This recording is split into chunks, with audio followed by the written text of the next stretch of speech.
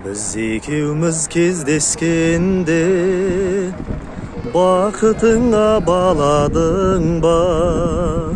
Сенен ұзап мен кеткенде жасың қалдау жанарымда. Арман алдан шақырады, кездесерміз мүмкін әлі. Сенсіз өмір өтіп жатыр, айтшы жаным, кім кінәлі? Мына төбе біз тұрған адам атамыз бен Хауа анамыздың ең алғаш кездескен жер екен. Екеуі бірін-бірі сағынып, зарығып, осы төбенің үстінде кездескен.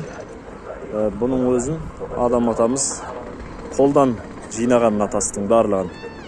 Қос қашықты екеуін азғыра берген шайтанды таспен атқан. Енді келсеңдер оңдырмайым деп осы тастың бәрін жинаған ғой. Мына қой тастан да үлкен тастарды жинаған.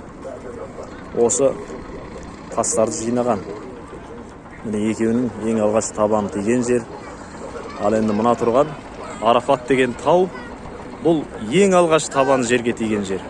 Ең алғаш табаны жерге тиген жер. Бұның артында өзінің соққан үйі бар дейді. Бойының өзі 30 метрдей болған дейді. Сол үй өзі кіріп шығалатындай үйі бар.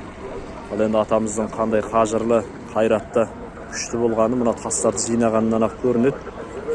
Міне осы атамыздың табаны жерге тиген жерге келіп, аунап-қунап, құлақ естігенді көз көреді дейді. Сол көзбен көріп, ғибраттанып қайтып жатқан жағдай бар.